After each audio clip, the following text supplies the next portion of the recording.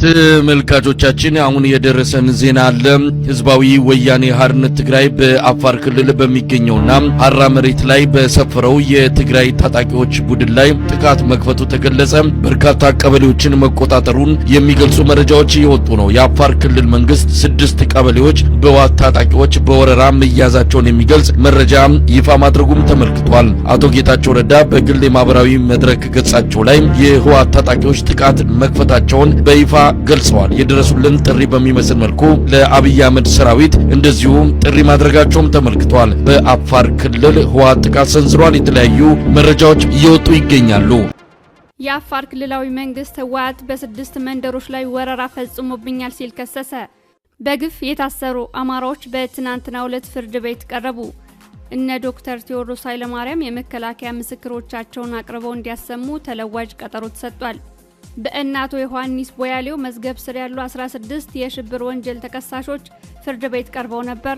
ድሪባ ሰንበታን የተመለከተ ያቀረቡት የክስ አቤቱታ ላይ ችሎቱ የሰጠውን ውሳኔ ተከታትለዋል። በእነ ዶክተር አሰፋ መዝገቡ የሽብር ወንጀል የተከሰሱ 23 ሰዎች የፍርድ ቤት ውሎ ውዝግብ የበዛበት እንደነበርም ለማወቅ ተችሏል። በሌላ በኩል በሐሰት በሽብር ወንጀል የተከሰሱት እነ እስራኤል መስፍን ፍርድ ቤት ቀርበዋል። ዝርዝር መረጃውን እናሰማለን። በምስራቅ ወለጋ ኪረም ወረዳ ታጣቂዎች ባደረሱት ጥቃት 4 ሰላማዊ ሰዎች ተገደሉ። አርስተ ዜናዎችን አስቀድመናል። ዝርዝር ዜናዎች ይቀጥላሉ። ከፍሪ ፕሬስ ቻናል መልካም ሞላ ነኝ።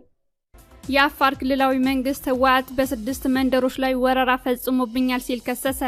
የአፋር ክልላዊ መንግስት የህወሓት ታጣቂዎች ትናንት ምሽት ላይ ወደ ክልሉ ገብተው 6 መንደሮችን በኃይል በመቆጣጠርና ንጹሃን ነዋሪዎችን በሞርታርና በዙ 23 በመደብደብ የግጭት ማቆሙን ስምምነት አፍርሶታል በማለት ከሷል። የክልሉ መንግስት ማምሻውን ባወጣው መግለጫ የህወሓት ታጣቂዎች የገቡት በዞን 2 መጋሌ ወረዳ ቶንሳ ቀበሌ በኩል መሆኑን ገልጿል። የቡድኑ ታጣቂዎች በቶንሳ ቀበሌ ላይ ተኩስ በከፈቱበት ወቅት የአፋር ሽማግሌዎች ታጣቂዎቹ ወደ መጡበት እንዲመለሱ ቢማጸኗቸውም ፈቃደኛ እንዳልነበሩ መግለጫው ጠቅሷል። ህወሓት ከትንኮሳ ድርጊቱ በአስቸኳይ ካልተቆጠበ የዜጎችን ደህንነትና ድንበሩን የማስጠበቅ ኃላፊነቱን እንደሚወጣ የክልሉ መንግስት አስታውቋል። የትግራይ ጊዜያዊ አስተዳደር ይህ ዘገባ እስከተጠናከረበት ሰዓት ድረስ በወንጀለው ዙሪያ ያለው ነገር የለም ሲል የዘገበው ዋዜማ ነው። በተያያዘ የቀድሞ የትግራይ ጊዜያዊ አስተዳደር ፕሬዝዳንትና አሁን የአብይ አህመድ አማካሪ የሆነው ጌታቸው ረዳ ኋላ ቀሩ ቡድን የፕሪቶሪያውን የግጭት ማቆም ስምምነት ለማፍረስ ሲሞክር ፌደራል መንግስቱ ዝም በማለቱ አሁን ፌደራል መንግስቱን ወደ ግጭት ለመጎተት እየሞከረ ነው በማለት በማህበራዊ ድረገጹ ጽፏል። ይህ በሻዕቢያ ትዕዛዝ የሚፈጸም ነው በማለት የከሰሰው ጌታቸው ለዚህ ዋናዎቹ ተጠያቂዎች ጄኔራል ፍስሐ ማንጁስና ዮሐንስ መደዲ ናቸው ብሏል። ቡድኑ ወደ አፋር የሚወስደውን መንገድ በመዝጋት የአፋርን ህዝብ በመደራደሪያነት የመጠቀም ፍላጎት እንዳለው ጌታቸው ገልጿል። በተመሳሳይ ሰሞኑን ብርሃኑ ጁላ በሰሜን ኢትዮጵያ በኩል ዳግም ጦርነት ለመክፈት ዝግጅት እንዳላቸው የሚያሳብቅ ንግግር ሲናገር መሰንበቱ ይታወሳል። ከዚህ ጋር በተያያዘ የኤርትራው ፕሬዝዳንት ኢሳያስ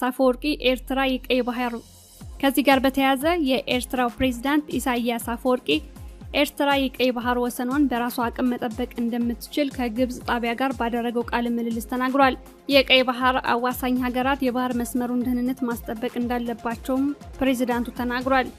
ግብጽም ከእንግዲህ በአፍሪካ ቀንድ ቀጠና ላይ የሚካሄዱ ሁነቶች ተመልካች የምትሆንበትና ከቀጠናው ጋር ላላት ግንኙነት በተለምዷዊ ዲፕሎማሲያዊ ዘዴዎችን ብቻ የምትቀጥልበት ሁኔታ ማክተሙን የውጭ ጉዳይ ሚኒስትሯ ባደር አብደላቲ ኒውስ 24 በተሰኘ የደቡብ አፍሪካ ድረገጽ ላይ ባወጣው ሀተታ መግለጹን ዋዜማ ራዲዮ ዘግቧል። ግብጽ ቀጠናዊ ስጋቶችን ለመግታትና በናይል ወንዝ ተፋሰስና በቀይ ባህር ስትራቴጂካዊ ጥቅሞቿን ለማስጠበቅ በቀጠናው ወታደራዊና ዲፕሎማሲያዊ እንቅስቃሴዎቿን እያጠናከረች መሆኗን አብደላቲ ጠቅሷል። አብደላቲ የግብጽ እንቅስቃሴ በቀጠናው ወረራን ለመቀልበስ የቀየሰችውንና በአግባቡ የተጠና የፖሊሲ ለውጥ መሆኑን ጠቁሟል። አንዳንድ ሀገራት የውጭ ስጋቶችንና ጠላቶችን በመፍጠር እንዲሁም ግጭቶችን በማባባስ አካሄድ የውስጥ ችግሮቻቸውን ወደ ቀጠናው እያጋቡ ነው በማለትም አብደላቲ ከሷል ሲል ዋዜማ ዘግቧል። በኢትዮጵያ በኩል ያሉ እንቅስቃሴዎች በኤርትራና በግብጽ ያሉ መናበቦች በቀጠናው አዲስ ጦርነት ሊቀሰቀስ ይችላል የሚለውን ስጋት አንሮታል። በሽብር ወንጀል የተከሰሱት እነ እስራኤል መስፍን ፍርድ ቤት ቀርበዋል። ተከሳሽ ልዑል እማዩ በአንድ የፌዴራል ፖሊስ አባል ስለተፈጸመበት ድብደባ አቤቱታውን ለፍርድ ቤት በጽሁፍ አቅርቧል። ችሎቱ እንዳይናገር ከልክሎታል። በሐሰት በሽብር ወንጀል በብልጽግና የተከሰሱት እነ እስራኤል መስፍን ጥቅምት 26 2018 ዓ.ም ፍርድ ቤት ቀርበዋል። በዕለቱም ተከሳሽ ልዑል እማዩ በሚኖሩበት በቂሊንጦ ማረሚያ ቤት በአንድ የፖሊስ አባል ጥቅምት 20 2018 ዓ.ም ስለተፈጸመበት ድብደባ አቤቱታውን ለፍርድ ቤቱ በጽሁፍ አቅርቧል። ይሁን እንጂ ተበዳይ ልዑል አለማየሁ ስለ አቤቱታው በቃል ለመናገር እድል እንዲሰጠው ቢጠይቅም ችሎቱ እንዳይናገር ከልክሎታል። መዝገቡ የተቀጠረው የአቃቤ ሕግ ምስክሮችን ለመስማት ቢሆንም ምስክሮቹን አሟልቶ ባለመቅረቡ ተከሳሾች ተለዋጭ ቀጠሮ እንዲሰጣቸው ጠይቀዋል።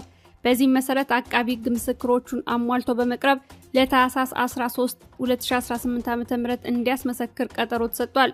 በመዝገቡ ሁለተኛ ተከሳሽ የሆነው የፖለቲከኛ እስረኛ ልዑል እማዩ በዕለቱ ለፍርድ ቤቱ በጽሁፍ ካመለከተው አቤቱታ ላይ እንደገለጸው በሚኖርበት ቂሊንጦ ማረሚያ ቤት በአንድ የፌዴራል ፖሊስ አባል ጥቅምት 20 2018 ዓ.ም በዱላና በቦክስ ድብደባና የግድያ ዛቻ ተፈጽሞበታል።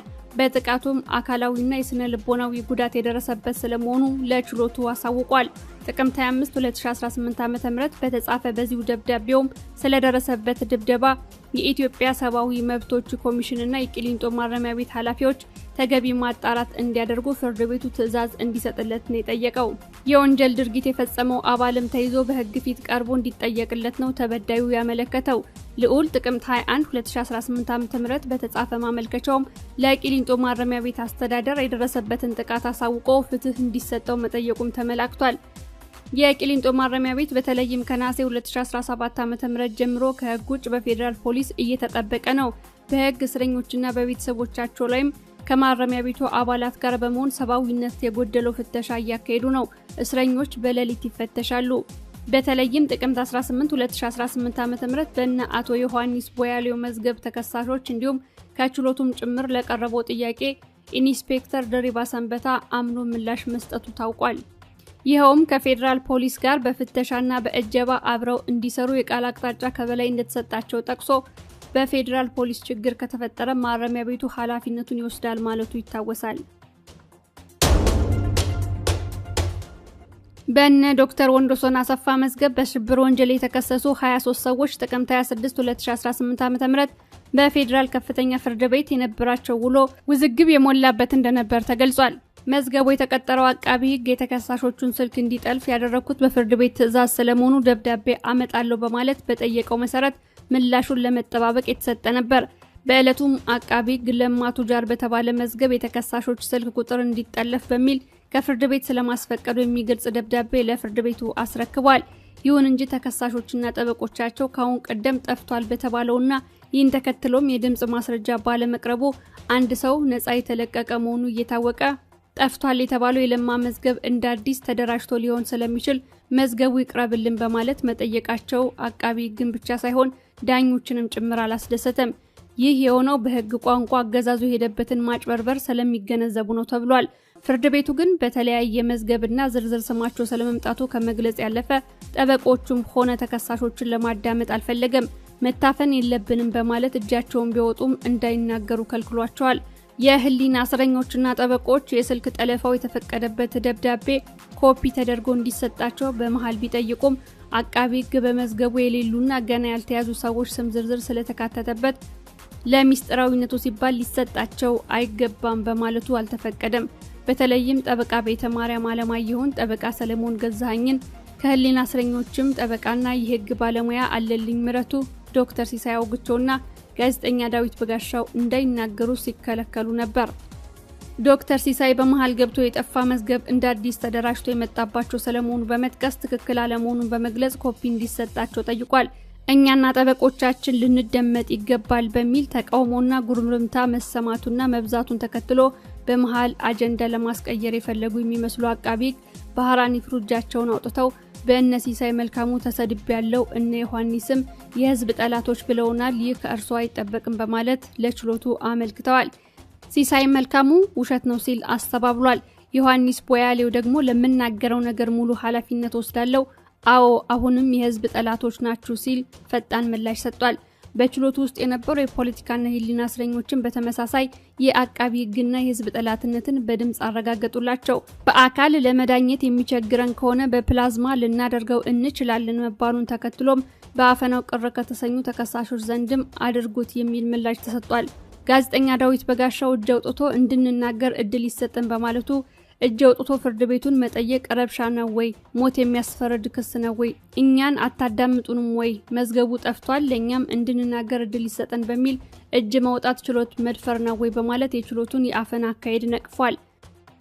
950 ቀን ታሰር ያለው 16 ዳኞች እየተቀያየሩ አመላልሰውኛል ያለው ዳዊት አሁንም የመናገር እድላቸው ሊነፈግ እንደማይገባ ለችሎቱ ገልጿል።